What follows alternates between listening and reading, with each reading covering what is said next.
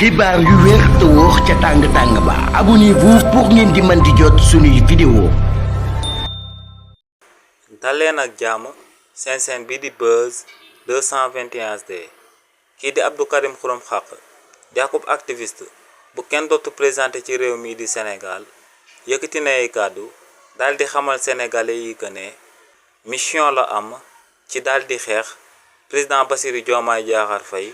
ak premier ministre am bii di Ousmane Sonko te ne buy amal li ni mel da ciy daal di jaamu yàlla si li ni mel kii di Abdou Karim Xurum Xaq ne Ousmane Sonko comme nu mu naxee woon sénégalais yépp noonu la ko naxee woon itamit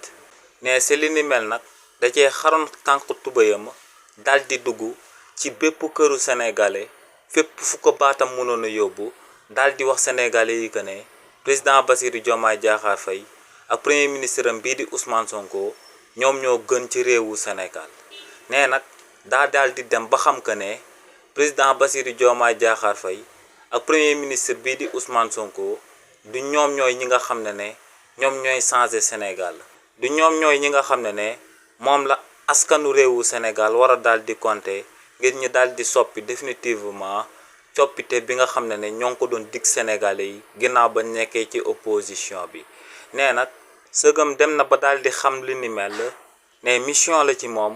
mu daal di delluwaat ci bépp kër ci fépp fi nga xam ne baatam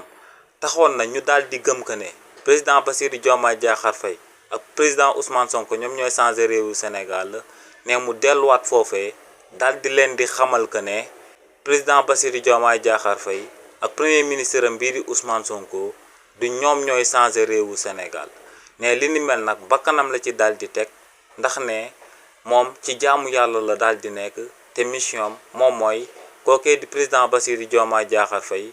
ak premier ministre am bii di Ousmane Sonko Sénégalais yépp daal di xam que ne dañoo daal di tëlee balaa muy gën a trop tard.